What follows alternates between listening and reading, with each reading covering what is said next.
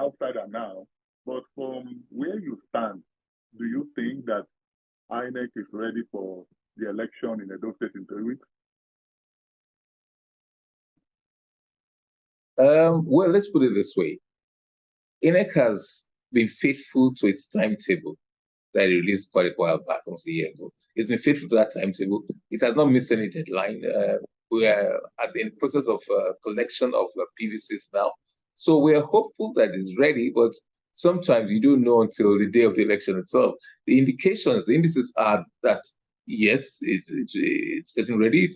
It is booked calls for a stakeholder gathering and possibly peace signing accord. So all the things are there, all the indices are there.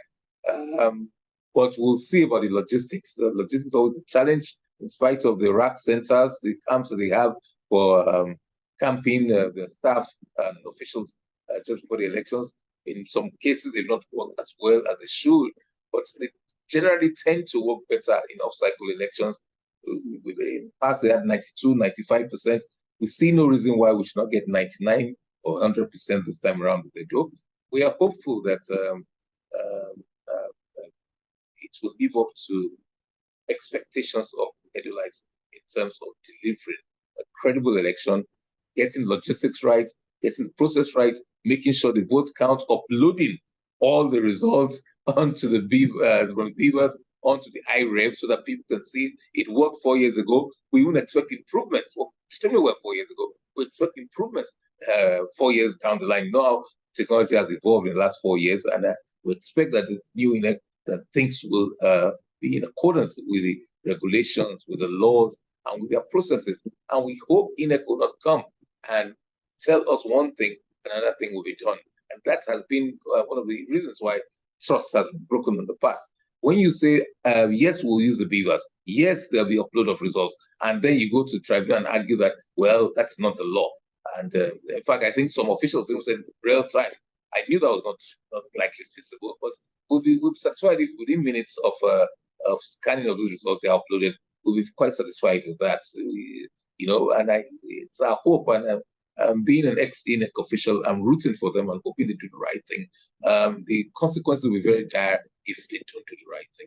It will not be good for democracy. It will not be good for peace and stability, not only in our state but in Nigeria as well.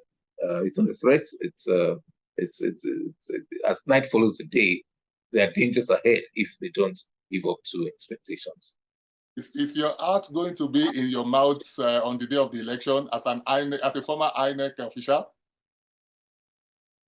Well, I'll be rooting for them to do the right thing because me as an individual and my party and my government believe that we have a good candidate, that we are confident of winning a free and fair election. No, it will not be. I'll root for them. I'll give them benefit of the doubt. I'm one of the few people, not so many, who give them that benefit of the doubt. And we look forward to 21st of September when the elections will be conducted. Not just the election itself, not the process. The logistics has to be gotten right. The delivery of materials and everything else, the upload of the results, and the declaration of the results. We look forward to that. And I'll be one of the first people to pat my former colleagues on the back and say, you did a good one this time around, and we will root for you, we'll support you in every which way. We are trying to support the government as a government of Edo State. People of Edo State are supporting INEC to deliver on it, and we're hopeful. Fingers crossed for some people, but we're hopeful.